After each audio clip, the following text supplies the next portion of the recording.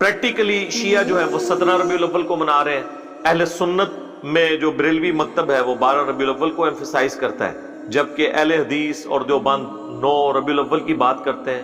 اپنے اپنے طریقے سے سارے منا ہی رہے ہوتے ہیں، کوئی اسے امام الانبیاء کانفرنس کہہ کے مناتا ہے، کوئی سیرت النبی کانفرنس کے ذریعے، کوئی میلاد مصطفیٰ کانفرنس کے ذریعے صلی اللہ علیہ وآلہ وسلم۔ بہرحال اس کے اوپر اتنا تو کنسنسس ہو چکا ہے کہ ربیع الاول کے مہینے میں ہمیں نبی الاسلام کی سیرت کو، آپ کے کردار کو، آپ کے معجزات کو، آپ کے دنیا میں آنے کے مقصد کو ڈسکس کرنا ہے۔ جمعے کے خطبوں کے اندر تمام مکاتب فکر کے لوگ ڈسکس کرتے ہیں اور اس پہ اجماع ہو چکا ہے۔ تو اجماع خود بہت بڑی دلیل ہے۔ المستدرک للحاکم میں یہ حدیث موجود ہے، المعجم الکبیر طبرانی میں بھی، کہ نبی الاسلام نے فرمایا کہ اللہ تعالیٰ میری امت کو کبھی بھی گمراہی پر جمع نہیں ہونے دے گا۔ جماعت پہ اللہ کا ہاتھ ہے۔ جماعت سے مراد یہ پارٹیاں نہیں، یعنی پوری امت جس چیز کو صحیح سمجھ رہی ہوگی وہ درست ہوگی۔ اس حد تک تو امت صحیح سمجھتی ہے کہ محرم میں اہل البیت کا ذکر ہو، رمضان میں رمضان کا ذکر ہو، روزوں کا ذکر ہو، اس کے مسائل بیان ہو، ربیع الاول کے موقع پر نبی الاسلام کی شخصیت کو ڈسکس کیا جائے۔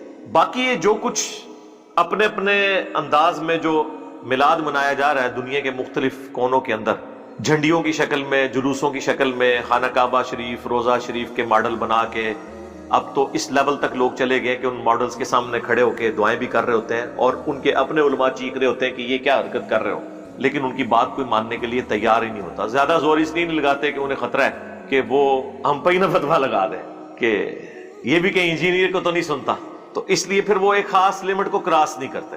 یہی ہوتا ہے جب آپ سنت کے راستے کو چھوڑتے ہیں تو پھر ایک ایکسٹریم لیول تک چیزیں چلی جاتی ہیں جو آپ کے قابو نہیں آتی۔ ہاں، جہاں تک اللہ کو منظور ہوتا ہے وہاں تک اللہ تعالیٰ کی غیبی تائید ہوتی ہے۔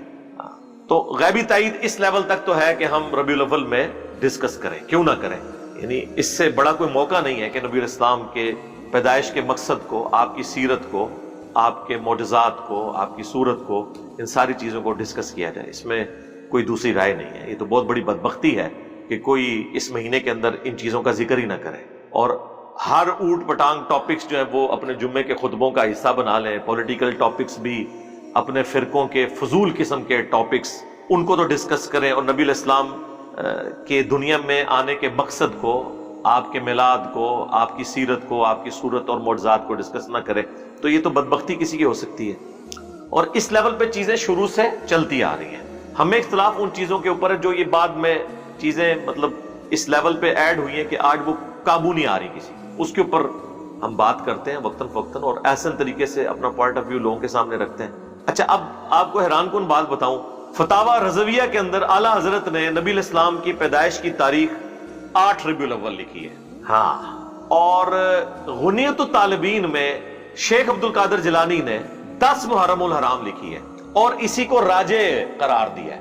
پیدائش کا مہینہ بھی فارغ ہو گیا اور تاریخ بھی فارغ ہو گئی محرم میں۔ اب ہمارا ایک معصومانہ سوال ہے کہ آپ لوگوں کا یہ دعویٰ ہے کہ جو اولیاء اللہ ہیں، اور پھر آپ کلیم کیے ہوئے ہیں شیخ عبد القادر جیلانی کو اپنے بنائے ہوئے اولیاء میں سے۔ ہمارے جو اولیاء ہیں نا، ان کے سردار تو خلفائے راشدین ہیں۔ آپ کے بنائے ہوئے اولیاء کا جو سردار ہے وہ تو پوری کائنات کو اس طرح اپنی ہتھیلی پہ دیکھ رہے ہیں جیسے رائی کا دانہ۔ ویسے رائی کا دانہ بھی ہتھیلی پہ اتنے غور سے نظر نہیں آتا بغیر اینک کے، پتہ نہیں کیسے دیکھتے ہوں گے وہ۔ تو یہ تو آج ہمیں سائنس بتا رہی ہے نا خوردبین کے ذریعے کہ کیا کچھ ہے اس چھوٹے سے دانے میں اور بیج میں۔ تو عبد القادر جیلانی کو اپنے نبی کی پیدائش کا نہ مہینہ پتہ لگا، نہ تاریخ پتہ چلی، جو کہ حدیث کی کتابوں میں موجود تھی۔ دلائل النبوہ امام بیہقی کی لکھی ہوئی حدیث کی کتاب ہے۔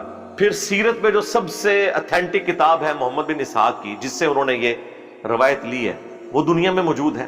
اسی کی تلخیص امام ابن ہشام نے کی۔ ابن اسحاق 150 ہجری میں فوت ہوئے، یہ 232 ہجری کے اندر۔ ابن ہشام، سیرت ابن ہشام بڑی مشہور ہے، وہ اسی کی تلخیص کی گئی۔ اب یہ اردو زبان میں بھی آ چکی ہوئی ہیں۔ ان کے اندر یہ چیزیں موجود تھی، لیکن ان لوگوں کا علم غیب تو یہاں سے فارغ کرے نا، کہ ان کو تو پتہ ہی نہیں چلا۔ صرف علم غیب فارغ نہیں ہوگا، علم دین بھی فارغ ہوگا، کہ ہمارے بچوں کو تو پتہ ہے کہ دلائل النبوہ، اب دلائل النبوہ حدیث کی جو کتاب ہے وہ شیخ عبد القادر جیلانی کی پیدائش سے پہلے دنیا میں موجود تھی، اور سیرت ابن ہشام تو بہت ہی پرانی تھی، اور سیرت ابن اسحاق تو اس سے بھی پہلے تھی۔ تو یہ تو کہتے ہیں وہ بہت بڑے عالم دین تھے، تو انہوں نے یہ حدیث کی کتابیں نہیں پڑھی ہوئی تھی۔ اب ان کے پاس آخری اربا پتہ کیا ہوتا ہے؟ ਉਹ ਹੋ ਸਕਦਾ ਜੀ ਇਹ ਉਹਨਾਂ ਦੀ ਕਿਤਾਬ ਹੀ ਨਾ ਹੋਵੇ। ਹਾਂ, ਅਸੀਂ ਵੀ ਇਹੀ ਚਾਹੁੰਦੇ ਆ ਕਿ ਇੱਥੇ ਹੀ ਆਓ, ਇਹ ਸਾਰੀਆਂ ਕਿਤਾਬਾਂ ਕਰੋ ਦਰਿਆਬੁਰਦ ਔਰ ਕੁਰਾਨ ਸੁन्नत ਉੱਤੇ ਆ ਜਾਓ, ਛੱਡੋ ਇਹਨਾਂ ਨੂੰ। लेकिन किताबें खाली फारिग नहीं होंगी। हाँ, if there is no Kashful माजूब, there is no Ali bin Usman Hajvery, if there is no Al मुहन्नद Al मुफन्नद, there is no देवबंदियत। हाँ, इन्हीं किताबों में तो ये फिरके खड़े हुए हैं। अगर ये किताबें फारिग होंगी तो ये सिर्फ किताबें नहीं फारिग होंगी, अपने अपने बाबे भी ना लाके डुबड़गियां। हाँ, इसीलिए तो इन किताबों का दिफा करते हैं ये। इन्हें पता है कि अगला स्टेप हमसे उन्होंने ये बनवाना है कि अच्छा किताबा फारिग थे बाबे भी फारिग, हालांकि बाबे तो फारिग हो गए, उन्हें किताबों की रोशनी से फारिग हो गए। ये इस तरह की चीजें यानी पब्लिक में चूंकि चल रही होती है, इसलिए मैंने इसे डिस्कस किया। डॉक्टर जाकिर नाइक ने कई साल पहले एक लेक्चर दिया था, similarities between Hinduism and Islam. उसमें उन्होंने हिंदुओं की किताब कल्कि पुराना से ये साबित किया था कि उसमें भी जो आखिरी कल्कि आएंगे, आखिरी अवतार आएंगे नबी सल्लल्लाहु अलैहि वसल्लम, वो बहार के महीने के दूसरे अशरे की दूसरी तारीख को पैदा होंगे। और रबीउल अव्वल, रबी जो है वो बहार को ही कहा जाता है, उसका दूसरा अशरा और उसकी दूसरी तारीख 12 रबीउल अव्वल ही बनती है।